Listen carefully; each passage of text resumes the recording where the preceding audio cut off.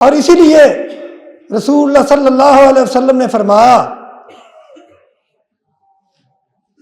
کہ کتنے ہی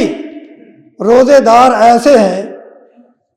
جن کو بھوک اور پیاس کے سوا اور کچھ حاصل نہیں ہوتا، اور کتنے ہی رات کا قیام کرنے والے ایسے ہیں جن کو نیند خراب کرنے کے سوا اور کچھ حاصل نہیں ہوتا، کیونکہ انہوں نے روزے کے مقصد کو سمجھا ہی نہیں، اس مقصد کو حاصل کرنے کی کوشش ہی نہیں کی، کیونکہ یہ اتنی بڑی عبادت ہے کہ رسول اللہ صلی اللہ علیہ وسلم نے فرمایا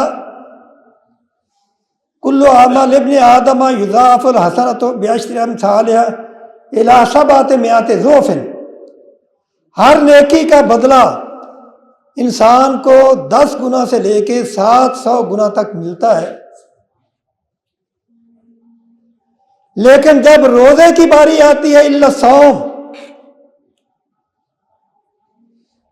فرشتوں کی کلمیں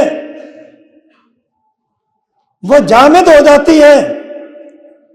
اللہ تعالیٰ نے فرمایا کہ الا الصوم، اے میرے فرشتوں جب روزے کی باری آئے تمہاری کلمیں اس وقت نہیں چل سکتی، کیونکہ اس بندے نے روزہ میرے لیے رکھا ہے